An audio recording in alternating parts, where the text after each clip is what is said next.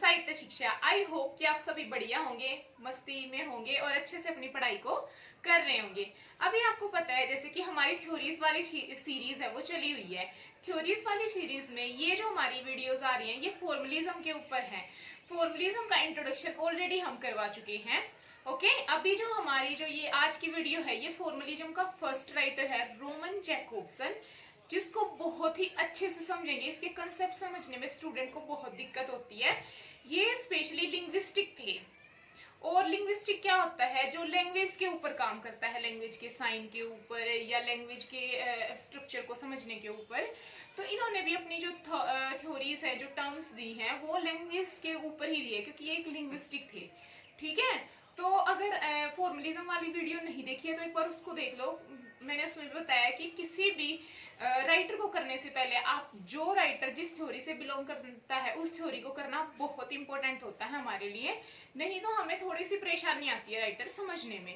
Formalism वाले क्या सोचते थे कि हमें टेक्स्ट के फॉर्म पे ध्यान देना चाहिए, तो उसी से रिलेटेड ये बात करते हैं कि कैसे टेक्स्ट की लैंग्वेज के अंदर ही चीजें होती है। तो इनके कुछ टर्म्स है और ये क्यों जरूरी है करने, क्योंकि अभी अगर आप पेपर का स्ट्रक्चर देखोगे नेट के पेपर का, तो ऑलमोस्ट जितना भी स्ट्रक्चर है वो सारा का सारा किस पे बेस है? वो बेस है ज्यादातर अगर आप 30 to 40 क्वेश्चन तक देखोगे तो वो क्रोनोलॉजिकल ऑर्डर में देते हैं। क्रोनोलॉजिकल ऑर्डर में कि एक साइड वर्क्स के नाम दे देंगे, एक साइड ऑथर के नाम दे देंगे, या फिर पब्लिकेशन डेट दे देंगे वर्क्स की, या फिर थ्योरीज पूछ लेंगे, या कोई भी टर्म्स जो उस राइटर ने दी है। इसलिए बहुत जरूरी हो जाता है कि हम one by one her topic को करते हुए चले। कोई भी डाउट हो तो कमेंट में पूछ सकते हैं। आज की वीडियो में हम कौन कौन से टॉपिक करने वाले, सबसे पहले चलो देख लेते हैं। हम रोमन जैकोब्सन का इंट्रोडक्शन करेंगे, उसके बाद हम थ्योरीज करेंगे इनकी। अफासिया इट्स दो टाइप की होती है, एक होती है सिंटैग्मेटिक एंड दूसरी होती है पैराडिग्मेटिक। 2 टाइप्स ऑफ लैंग्वेज डिसऑर्डर होता है, 2 तरीके का लैंग्वेज डिसऑर्डर होता है। ठीक है, पहला है सिमिलरिटी डिसऑर्डर और दूसरा है कॉन्टिग्यूटी डिसऑर्डर। देन हम डिस्कस करेंगे मेटाफर और मेटानोमी को, और हम फिर डिस्कस करेंगे सिक्स फंक्शन ऑफ लैंग्वेज को। आज हम ये सारे टॉपिक इस वीडियो में कवर करेंगे। थोड़ा लेंथी भले ही हो सकती है, बट मैं बिल्कुल इजी लैंग्वेज में एग्जांपल्स के थ्रू आपको समझाने की कोशिश करूंगी, तो बने रहिए। चलो फर्स्ट टॉपिक स्टार्ट करते हैं। तो सबसे पहले हम इनका इंट्रोडक्शन देख लेते हैं। रोमन जैकोब्सन का 1896 में इनका बर्थ हुआ और 1982 में इनका डेथ हुई थी। ओके, ये एक रशियन राइटर थे। ठीक है, और रशियन फॉर्मलिज्म के अंडर ये आए थे। अगर फॉर्मलिज्म वाली जो वीडियो है वो देखोगे तो ये रशियन फॉर्मलिज्म, मॉस्को, प्राग लिंग्विस्टिक सर्कल, ये सब ये आपको समझ में आ जाएंगे। ठीक है, इनका सूडोनेम क्या था? एलियाग्रोव। ठीक है, शूडोनेम आपको पता है, पेन नेम, शूडोनेम हो गए, ये जरूरी होते हैं नेट के पेपर में याद रखने के लिए। ओके, इससे भी क्वेश्चन आ सकता है। ये एक सर्कल होता था पूरा, ये मॉस्को हो गया, प्राग लिंग्विस्टिक सर्कल हो गए, ये पूरे सर्कल होते थे जिन्होंने फॉर्मलिज्म के आइडियाज को क्रिएट किया। और उसके बाद क्या, जब लास्ट में ये 3 सर्कल थे, जब ये तीनों मिल गए तो रशियन फॉर्मलिज्म बना था। ठीक है, with this he was a finder of structural linguistic. Structural linguistic के अंदर इन्हीं का नाम सबसे पहले माना जाता है। ठीक है, तो इनका जो शूडोनेम था एलिग्रोव, उसके साथ इन्होंने पब्लिश की एक पोएट्री बुक जिलम, that was inspired him to become a linguistic. सबसे पहले कहां से इंस्पिरेशन मिली इनको अपनी जो लिंग्विस्टिक बनने की? इनकी एक पोएट्री की बुक थी जिलम। ठीक है, वहां से इनको इंस्पिरेशन मिली कि मेरे को क्या है, एक लिंग्विस्टिक बनना है। ओके, देन नेक्स्ट पे चलते हैं हम। जैकोब्सन है उसके, उन्होंने 3 प्रिंसिपल ऑफ आइडियाज दिए लिंग्विस्टिक में, कि ये 3 जो इंपॉर्टेंट जो आइडियाज हैं ये मेजर रोल प्ले करते हैं इंग्लिश लिंग्विस्टिक में। ओके, लिंग्विस्टिक की फील्ड में पहला क्या था? Linguistic topology. टोपोलॉजी का मतलब क्या होता है कि जब भी आप किसी चीज को सीक्वेंस में कोई चीज सिमिलर है उनको एक साथ रखो। जैसे बहुत सारे पेन पड़े हैं, आपने ब्लू पेन एक साइड रख दिए, ग्रीन पेन एक साइड रख दिए, रेड एक साइड रख दिए, तो उसको टोपोलॉजी बोलते हैं। ठीक है, सेकंड है मार्कनेस। थर्ड है लिंग्विस्टिक यूनिवर्सल। ये तीनों के तीनों आपस में इंटरवीवन है, जुड़े हुए हैं। चलो देख लेते हैं क्या है ये। सबसे पहले है लिंग्विस्टिक टोपोलॉजी। ये क्लासिफिकेशन होता है लैंग्वेज का in terms of shared grammatical features. क्या है ये? क्लासिफाई करता है लैंग्वेज को। किस तरीके से क्लासिफाई करता है? शेयर करता है ग्रामेटिकल फीचर्स को। और क्या करता है? क्लासिफाई करता है। मैंने बताया ना, क्लासिफाई कर देता है। ब्लू पेन को एक साइड कर दिया, रेड पेन को एक साइड कर दिया। इस तरीके से ये क्लासिफाई कर देता है चीजों को कि कौन सी चीज कहाँ पे आनी चाहिए उसके हिसाब से। और कुछ ग्रामेटिकल फीचर्स के साथ उन चीजों को क्या करता है? क्लासिफाई करता है। सेकेंड है मार्क्डनेस। ये स्टडी है ग्रामेटिकल ऑर्गेनाइजेशन की। किसकी स्टडी है? ग्रामेटिकल ऑर्गेनाइजेशन की। Are more optimise than others. कि ग्रामेटिकल जो ऑर्गेनाइजेशन होते हैं ना, वो बहुत ज्यादा बेनिफिशियल होते हैं किसी भी दूसरी चीज से। अंडरस्टैंड? एंड लिंग्विस्टिक थर्ड है linguistic universal. Linguistic universal study होती है एक जर्नल फीचर्स की, जो लैंग्वेज में, जो पूरे वर्ल्ड में काम करती है, जो हर जगह पे काम करती है। सबसे पहले हमने क्लासिफाई किया, फिर हमने उसके ऑप्टिमिज्म देखे कि क्या उसके बेनिफिट आ रहे हैं अगर ग्रामेटिकल तरीके से उसको सेट कर रहे हैं। फिर उसके जो यूनिवर्सल लेवल पे वो पूरी है एप्लीकेबल हो जाती है। ठीक है, आई होप कि ये आपको समझ में आ गए होंगे। ठीक है, वैसे इतने इंपॉर्टेंट नहीं थे, बस मैंने इनका एक पेपर में इतने चांस नहीं है, बट फिर भी हो भी सकता है कि भाई नेट वालों का कोई इतना भरोसा भी नहीं है, तो नाम याद रख लेना है आपने। ठीक है, चलो अभी हम इनका सेकंड टॉपिक पे चलते हैं, इनके कंसेप्ट पे। Okay, now we come on the next point, aphasia. Aphasia जो है, अफासिया नॉर्मली क्या होती है? पहले हम अफासिया वर्ड का मीनिंग समझ लेते हैं। अफासिया जो मीनिंग, जो वर्ड होता है, उसका मतलब होता है कि किसी बच्चे को या किसी भी पर्सन को जब किसी चोट लगने की वजह से या किसी कारण से कोई मेंटली डिसऑर्डर हो जाता है। ठीक है, मेंटली वो जो वर्बल डिसऑर्डर हो जाता है उसको बोलते हैं अफासिया। ठीक है, तो अफासिया का अगर आप नॉर्मल भी मीनिंग देखोगे तो क्या होता है कि किसी कहीं पर जो हेड लगने की वजह से या किसी वजह से जो वर्बल हमारा कम्युनिकेशन होता है, जब हम वो सही से नहीं कर पाते तो उसको अफासिया बोलते हैं। ये समझ में आ गया? अब देखो, a variety of problem with verbal expression. ठीक है, बहुत सारी प्रॉब्लम आती है वर्बल एक्सप्रेशन के साथ, और वी कॉल, और हम इसको बोल सकते हैं स्पीच डिसऑर्डर, और हम इसको स्पीच डिसऑर्डर भी बोल सकते हैं अफासिया को। ठीक है, अब इसको शुरू करने से पहले मैं थोड़ा सा आपको बता देती हूँ। अगर आपको याद हो 10th क्लास में एक चैप्टर था भोली, था ना?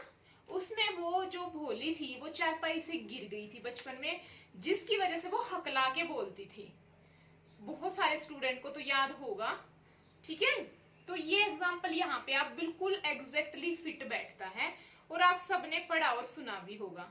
ठीक है, वो भोली थी जो, उसको सेम यही प्रॉब्लम थी कि वो कोट से गिर गई थी चारपाई से, और फिर उसको मेंटली वो हकला के बोलती थी, उस वजह से उसकी जो मेंटली है उसको चोट आई थी। ओके, अब आगे देखो, ये जो रोवन जैकोब्सन थे, उन्होंने जो अफासिया की जो टर्म थी वो किस चीज के अंदर दी? अब ये लिंग्विस्टिक्स है, लिंग्विस्ट पे ही काम करते थे ना, मतलब लैंग्वेज पे। उनका एक आर्टिकल आया था जिसका नाम था to aspect of language and two types of aphasia disturbance. Two types of language and two types of aphasia disturbance. 1956 में ये जो आर्टिकल है ये आया था। He called the deficiencies, उन्होंने इसमें क्या बताया? डेफिशिएंसी क्या है, कि कमी क्या होती है जिनके अंदर अफासिया की जो बीमारी कह सकते हैं वो होती है। वो किस तरीके से जो लैंग्वेज है या जो वर्बल अटरेंस में उनको किस तरीके से प्रॉब्लम आती है। तो उन्होंने दो टाइप बताए, दो एस्पेक्ट बताए कि दो तरीके से उनको प्रॉब्लम आती है। कौन कौन से थे वो, चलो देखते हैं। पहला था सिमिलरिटी डिसऑर्डर। सिमिलरिटी डिसऑर्डर में क्या बताया? इसमें उन्होंने बताया कि जो विक्टिम होता है ना इसके अंदर, उसको वो lose the ability to select words, वो वर्ड्स को सेलेक्ट नहीं कर पाता। किस चीज के लिए? बोलने के लिए या लिखने के लिए। They can not find the word when he want. मान लिया, अब इसको तरीके से समझते हैं। मान लिया अभी मैंने आपको बोला कि ये मेरे हाथ में क्या है, बोला अभी मैंने, अब तभी आपने जवाब दे दिया होगा this is a marker. But जिनको ये सिमिलरिटी डिसऑर्डर का मतलब होता है वो देखेंगे कि ये मार्कर है, ये पेन है, ये पेंसिल है, या ये एक डंडा है, मतलब वो सिमिलरिटी डिसऑर्डर में कंफ्यूज हो जाएंगे। ठीक है, वो इसको एग्जैक्टली पहचान नहीं पाएंगे कि दिस इज अ मार्कर। समझ में आ गया यहां तक? सेकंड देखो, सेकंड है कॉन्टिगिटी डिसऑर्डर। कॉन्टिगिटी डिसऑर्डर, इसमें क्या होता है, इसमें विक्टिम लूज कर देता है ability to combine linguistic element, कि जो लिंग्विस्टिक एलिमेंट है वो उनको कंबाइन नहीं कर पाता है। किस तरीके से? The order of words become chaotic, मतलब कि अब जब वर्ड्स को कंबाइन करने की बारी आती है तो वो उतने अच्छे से वर्ड्स को कंबाइन नहीं कर पाता है, वो एक पजल के सिचुएशन में चला जाता है। पहले तो वो डिफरेंस नहीं है, जैसे बी और डी अगर हम लिखते हैं बी और डी, इसमें वो कंफ्यूज हो जाएगा। ठीक है, ए और एन में उसका कंफ्यूजन हो जाएगा। और जब वर्ड्स को कंबाइन करना होगा, जैसे मैं बोलूंगी दिस इज अ मार्कर, अब मैं बोलूंगी चलो एक पेंसिल है या एक पेन है, ये पेन है, चलो इसके ऊपर सेम ये सेंटेंस बनाओ, कंबाइन करो जो मैंने बनाया दिस इज अ मार्कर, तो उसको इस चीज के ऊपर वो सेंटेंस बनाना नहीं आएगा, वो कंबाइन नहीं कर पाएगा इन चीजों को। ओके, ही शी इट, इन चीजों में भी वो कंफ्यूज रहेगा। अंडरस्टैंड? मेरे ख्याल यहां तक आपको समझ में आ गया होगा। He tend to drop out the pictures altogether, अब वो अपने माइंड में मतलब कि अगर आप उसको बोलोगे कि किसी चीज, मान लिया आपने उसको एग्जांपल दिया क्वांटिटी में कि काऊ बताओ कैसी होती है, तो वो देखेगा कि हाँ वो 4 पैरों पे होती है, तो एकदम से उसके जो माइंड में पिक्चर्स हैं डॉग की, कैट की, काऊ की, बफेलो की, कैमल की, वो सबकी आनी स्टार्ट हो जाएंगी। उसको समझ में नहीं आएगा कि डिफरेंस क्या है इनमें। अंडरस्टैंड? मेरे ख्याल क्लियर हो गया होगा। अब नेक्स्ट देखो, ये जो दोनों टर्म्स थी ना, these aspect related to substitution deficiency. Substitution का मतलब क्या होता है, जब आप क्लासिफाई कर देते हो कि या तो ये या ये, ठीक है, ऐसा नहीं तो ऐसा। ये दो तरीके की हमने इसको दो तरीके से क्लासिफाई कर दिया है, या ये कह सकते हैं कि ये दो तरीके से और भी हो सकती है, translation and Meta language. Translation का मतलब तो आपको पता है, जैसे मैंने कोई लाइन हिंदी में बोली तो अगर किसी को वो नहीं आती तो उसको इंग्लिश में ट्रांसलेट करने में बहुत ज्यादा प्रॉब्लम हो जाएगी। या मैंने कोई लाइन इंग्लिश में बोली तो उसको जिसको डिसऑर्डर है वो उसको हिंदी में कन्वर्ट नहीं कर पाएगा। सेकंड है मेटा लैंग्वेज। मेटा लैंग्वेज का मतलब होता है कि बहुत सारी आप अगर लैंग्वेज यूज कर रहे हो उसके सामने, तो वो उस चीज में कंफ्यूज हो जाएगा। ठीक है, उसको क्या है, मोनो लैंग्वेज चाहिए, सिंगल लैंग्वेज चाहिए। ओके, तो आई होप कि ये जो था अफासिस भी आपको अफासिया भी आपको समझ में आ गया है। इसके जो दो कंसेप्ट थे, अब ये तो थे कि इसके डिसऑर्डर, अब चलो आगे इसको और एक्सटेंड करके हम समझते हैं। ठीक है, यहाँ तक तो आई होप कि आपको समझ में आ गया होगा कि इसके डिसऑर्डर के बारे में रोमन जैकोब्सन ने क्या बोला है। ठीक है, अब आगे देखो, now we start metaphor and metonymy. Metaphor and metonymy, अब देखो मेटाफर तो आपने बहुत सुना होगा, मेटाफर और सिमिली का एक साथ जिक्र आता है। ठीक है, सिमिली में क्या होता है, सिमिली में होता है ये, एक और बात बता देती हूँ, ये मेटाफर और मेटोनमी भी जो इनका जो 2 एस्पेक्ट वाला जो आर्टिकल था ना 1956 में, जो भी थोड़ी देर पहले करवाया, उसी के अंदर ये दोनों टर्म्स भी इन्होंने दी थी लैंग्वेज की। ठीक है, तो मेटाफर और सिमिली आपने सुना होगा। सिमिली ज्यादातर जॉन डन जो थे उन्होंने ये यूज किए थे, मेटाफर सिमिली ज्यादा, सबसे ज्यादा मतलब उसी टाइम पे ये आए थे। तो सिमिली में क्या होता है कि आप दो चीजों के बारे में जब भी बताते हो, कंपैरिजन करते हो, तो एज या लाइक का यूज करते हो। जैसे I am like my mother, मैं मेरी मदर की जैसी हूँ। ठीक है, इस तरीके से। बट मेटाफर में क्या डिफरेंस होता है और जैकोब्सन ने किस तरीके से इनको डिफाइन किया, चलो देखते हैं। These are two fundamental opposite poles along which a discourse with language is developed. ये दो फंडामेंटल अपोजिट पोल हैं, ठीक है, मैच नहीं करते, ये अपोजिट पोल हैं। अलोन विच, जिसके साथ अ discourse with human language is developed, human language का जो डिस्कोर्स है लैंग्वेज का वो डेवलप होता है। In the study of human language two poles have been called, जो अगर हम स्टडी करते हैं ह्यूमन लैंग्वेज की तो ऐसे दो पिलर मिलते हैं, पोल मिलते हैं जो लैंग्वेज के लिए बहुत ही ज्यादा इंपॉर्टेंट है। वो कौन कौन से हैं? मेटाफर और मेटानिमी। अब चलो देख लेते हैं कि लैंग्वेज में इनका क्या यूज है। सबसे पहला है linguistic selection. Linguistic selection is called metaphor. जब आप लिंग्विस्टिकली किसी चीज को सेलेक्ट करते हो, कैसे? देखो, this is based on substitution और सिमिलरिटी। अब मैंने बताया ना कि सिमिलर तो होती है, जैसे लाइक और एज का यूज करके आपने यूज कर दिया। मेटाफर में भी आप दो चीजों को सिमिलर दिखाने की कोशिश करते हो, बट एज लाइक का यूज नहीं करते। मेटाफर का अगर इजी सा मीनिंग देखें तो दो चीजों को आप सिमिलर दिखा रहे हो, बट जरूरी नहीं है कि आप उसमें एज लाइक का यूज करके दिखा रहे हो, मतलब किसी एक चीज को दूसरे की तरह दिखा रहे हो। और क्लियर हो जाएगा कि देखो, he says poetry is metaphoric.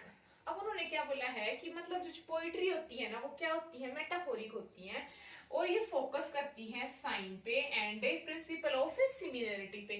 मतलब पोएट्री की जितनी भी बात की गई है तो पोएट्री को रोमन जैकोब्सन ने बोला कि पोएट्री में हमेशा मेटाफर यूज होता है, ठीक है। जैकोब्सन नोट करता है, बताता है कि दैट लिटरेरी रोमांटिसिज्म और जो सिंबोलिज्म थे, रोमांटिसिज्म में ज्यादातर पोएट्री फेमस थी, तो उन्होंने भी क्या किया था? मेटाफर का यूज किया था, और इनमें सबसे ज्यादा यूज किया गया है। अब एग्जांपल देखो, ही is a tiger in his class. उसकी क्लास में वो टाइगर है, ठीक है। तो एक स्टूडेंट का कंपैरिजन किसके साथ कर दिया? एक टाइगर के साथ, ठीक है। एक्चुअल में तो वो नहीं है, बट किसके साथ कर दिया? टाइगर के साथ। अब है मेटोनमी। अब देखो, मेटोनमी का मतलब होता है कॉम्बिनेशन। क्या मतलब होता है? कॉम्बिनेशन। मेटोनोमिक जो है वो किस पे बेस होती है? प्रिडिक्शन। आप कोई भी चीज प्रिडिक्ट कर रहे हो कि ऐसा हो जाएगा। कॉन्टेक्चुअल, कॉन्टिगिटी, कॉन्टेक्चुअल प्रिडिक्शन हो गया, कॉन्टेक्चुअल हो गया, कॉन्टिगिटी हो गया, ओके। कॉन्टेक्चुअल का मतलब क्या होता है? कंटेक्स्ट, कि कंटेक्स्ट पे चीजें हैं वो बेस है, प्रिडिक्ट कर रहे हो उसके हिसाब से आप। और ये कॉन्टिगिटी अभी थोड़ी देर पहले हमने किया ही था। अब मेटाफर तो किस में यूज होता है? पोइट्री में। मेटोनमी यूज होती है प्रोज में। Prose is a metonymic as it focus on the referent and base on contiguity. और किस पे बेस करते हैं? कॉन्टिगिटी पे। This use in realism. अब ये किस में यूज हुए थे ज्यादातर? रोमांटिसिज्म और सिंबोलिज्म में, ठीक है। रियलिज्म में यूज हुए। रियलिज्म 1850 में माना जाता है, ये एक आर्ट मूवमेंट था, ओके। द टाइगर, अब देखो ये यहाँ पे एग्जाम था, he is a tiger in his class, ठीक है। अब मेटोनमी में कैसे हो जाएगा? The tiger called his student to meeting room. अब टाइगर ने स्टूडेंट को बोला कि चलो रूम में मिलते हैं। अब टाइगर तो बोलेगा नहीं, तो क्या हुआ कि टाइगर का मतलब क्या है? वो स्टूडेंट। तो यहाँ पे हम मेटोनमी में जो रेफरेंस होता है, जिसका रेफरेंस देते हैं, उसमें डायरेक्टली नाम को ना लेकर जिसको डेडिकेट किया है, जिसके साथ कंपैरिजन किया है, जो रेफर किया है, जिसको नाम, जैसे मेरा नाम किसी के साथ अगर जोड़ा गया है तो उसको ही, उस टर्म्स को यूज किया जाता है सेंटेंस को बताने के लिए। आई होप कि क्लियर हो गया होगा। मैं एक बार दोबारा बता देती हूँ। मेटोनमी मेटाफर में होता है जब आप किसी के साथ कंपेयर करते हो, किन्हीं दो चीजों में सिमिलरिटी दिखाने की कोशिश करते हो, ठीक है। और मेटोनमी में होता है कि जिसके साथ आपने सिमिलरिटी दिखाई है या जिसका आपने रेफरेंस देके शो किया है सिमिलरिटी को, उसके बेस पे आप सेंटेंस क्रिएट करते हो। तो ये दो लैंग्वेज के एस्पेक्ट हैं। अभी हम इनके 6 फंक्शन ऑफ लैंग्वेज देख लेते हैं, ठीक है। Now we discuss the 6 function of language given by Roman Jacobson. अब जो जैकोब्सन थे उन्होंने बोला कि जो स्पीच कम्युनिकेशन है उसमें इन्वॉल्व है 6 एलिमेंट लैंग्वेज के, और इन 6 एलिमेंट के लैंग्वेज के एलिमेंट के बिना आप कम्युनिकेट ही नहीं कर सकते किसी के साथ। अगर आपको कम्युनिकेशन करना है तो ये 6 एलिमेंट जरूरी है समझना। सबसे पहला है एड्रेसर। एड्रेसर कौन है? जैसे मैं हूं, आपको कोई मैसेज दे रही हूं तो मैं एड्रेसर हो गई। आप कौन हो? एड्रेसी। कौन हो आप? एड्रेसी। ADDRESSE। एड्रेसी कौन है? मेरे फ्रेंड्स जो भी मेरे को देख रहे हैं, जो मैसेज को रिसीव कर रहे हैं। देन मैसेज, कोई मैसेज दे रहे हैं मतलब मैं आपको कुछ बता रही हूँ, किसी कॉन्टेक्ट के थ्रू बता रही हूँ, या जीमेल के या यूट्यूब के थ्रू या किसी भी चीज के थ्रू जो भी हम कॉन्टेक्ट कर पा रहे हैं उसको क्या बोलते हैं? कॉन्टेक्ट। कोड। कोड का मतलब क्या होता है कि जो भी मैंने अपने जो भी यूज किए हैं, जो कह सकते हैं कि हमें अपना कॉन्टेक्ट बनाने के लिए जिस भी माध्यम का यूज किया है, जैसे यूट्यूब, ये कोड है जिसको मैंने जीमेल यूज किया है कॉन्टेक्ट बनाने के लिए। ओके। 6 है कॉन्टेक्स्ट। कॉन्टेक्स्ट में क्या होता है कि कैसी लैंग्वेज यूज की मैंने, क्या आपको मेरी लैंग्वेज समझ आ रही है कि नहीं आ रही है, कितना इजी तरीके से मैं समझा रही हूं। अंडरस्टैंड? अब देखो, इसी इन्हीं 6 तरीकों को उन्होंने आगे और ज्यादा एक्सप्लेन किया है। ठीक है, ये जो 6 तरीके हैं ये इन्हीं को आगे एक्सप्लेन किया गया है अलग तरीके से, कि ये जो 6 मेथड हैं इनको लैंग्वेज में हम और क्या कैसे समझ सकते हैं। इमोटिव। इमोटिव का मतलब होता है कि जो एड्रेसर है वो कैसे अपने इमोशन, अपनी जो फीलिंग्स है उनको एक्सप्रेस करता है, कि वो फ्रीडम, हैप्पीनेस, सैडनेस, वो किस तरीके से जो अपनी जो इमोशन है उनको एक्सप्रेस करता है, किसको? एड्रेसी को। ठीक है। सेकंड है कॉनोटेटिव और एप्लीकेटिव फंक्शन। ये फोकस करता है रिसीवर की अटेंशन पे, कि क्या जो रिसीवर को बताया जा रहा है वो उस पर ध्यान दे रहा है, क्या वो उसकी जो अटेंशन है वो पूरी उसके ऊपर है कि नहीं है। अगला है रेफरेंशियल। जो भी रेफरेंस दिए जा रहे हैं, जो भी आप उनको बताने की कोशिश कर रहे हो, जो आपके द्वारा बोला जा रहा है, जो रेफर करने की कोशिश कर रहे हो कि मैं बीमार हूं, मैं बहुत खुश हूं, क्या वो उसी तरीके से उसको अंडरस्टैंड कर पा रहे हैं? एड्रेसी। ठीक है। आप, मैं जिस तरीके से आपको समझाने की कोशिश कर रही हूँ कुछ रेफरेंस के थ्रू, कुछ एग्जाम्पल के थ्रू, तो क्या आप उस चीज को वैसे ही समझ पा रहे हैं या नहीं? ठीक है। अगला है पोइटिक। पोइटिक के अंदर है मैसेज। अब देखो, मैसेज जो होता है पोइटिक, मैसेज जो आप दे रहे हो उसमें आप कुछ ना कुछ अपनी आप जब खुश होते हो तो उस खुशी को जाहिर करते हो। अगर आप बहुत सैड हो तो आपकी जो पिच है वो लो हो जाती है। जैसे आप किसी से फोन पे बात कर रहे हो, आपका नेट का रिजल्ट आया और आप पास हो गए, तो क्या आपकी जो वॉइस है, वो पिच है, वो बहुत लाउड नहीं हो जाएगी? बहुत हैप्पी आप हो जाओगे। ठीक है। तो इसमें कुछ रेटोरिकल फिगर्स का यूज होता है कि आप उस तरीके से ही बात करोगे जिस तरीके का आपका जो मैसेज आप दे रहे हो वो उसी हिसाब से अगले तक, या उसी रेफरेंस में कह सकते हैं, उसी टोन में आप अगले तक पहुंचाओगे जैसा आपका मूड है। ठीक है, उसी रेफरेंस में। तो इसमें रेटोरिकल फिगर जैसे पिच, लाउडनेस, वो डिपेंड करेगी आपका मैसेज किस तरीके का है। पैथेटिक। पैथेटिक का मतलब होता है कॉन्टेक्ट। ये हेल्प टू एस्टेब्लिश कॉन्टेक्ट। अब ये मैंने बताया था ना, पैथेटिक या कॉन्टेक्ट बोल सकते हैं, कोड भी इसको बोल सकते हो आप। ये हेल्प करता है कॉन्टेक्ट को एस्टेब्लिश करने में। ठीक है। आपका मेरा नेट के थ्रू मतलब एक नेट का जो या वाईफाई है किसी के पास, ठीक है, तो इंटरनेट के द्वारा ही हम क्या कर पाए, एक दूसरे के साथ कॉन्टेक्ट कर पाए हैं। ओके। मेटालिंगुअल कोड। ये मेटालिंगुअल कोड आ गया। इसका मतलब क्या है कि जब रिसीवर है उसके साथ ऐसी लैंग्वेज का यूज किया जाए जिसको वो अच्छे से अंडरस्टैंड कर पाए। अब मेरे को पता है कि हाँ, अगर मैं अभी ज्यादातर जो बच्चे हैं वो हिंदी को अच्छे से अंडरस्टैंड कर पाएंगे अगर मैं इस वे से समझाऊंगी, बट अगर मैं उर्दू, मलयालम वगैरह का यूज करूँ तो शायद कुछ ही बच्चे हों जो समझ पाए उधर के स्टेट के, अदरवाइज वो नहीं समझ पाएंगे।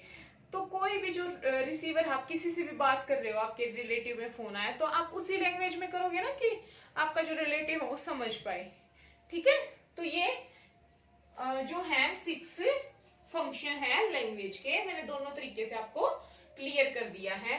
तो तो ये था भाई रोमन जैकोब्सन के ऊपर हमारी पूरी वीडियो। देखो थोड़ी लेंथ ही भले ही है, बट एक एक टॉपिक को अच्छे से क्लियर करने की कोशिश की है। फिर भी अगर कोई डाउट रह जाता है तो कमेंट बॉक्स में लिख दे, शॉर्ट वीडियो वगैरह बना के वो डाउट क्लियर कर दिया जाएगा या कमेंट में बता दिया जाएगा। और किसी टॉपिक के ऊपर अगर वीडियो की नीड है तो कमेंट में पिन कर दे। ओके और इसी के साथ हमारा जो फॉर्मलिज्म का पहला राइटर है वो कंप्लीट हो गया है। अब फॉर्मलिज्म का हम सेकंड राइटर करेंगे अगली वीडियो में। ओके तब तक के लिए हंसते रहे, मुस्कुराते रहे, खूब मेहनत करें। और भाई सक्सेस का कोई शॉर्टकट नहीं होता, मेहनत तो करनी पड़ेगी। ओके तो इसी के साथ बाय फ्रेंड्स, मिलते हैं नेक्स्ट वीडियो में। Thank you.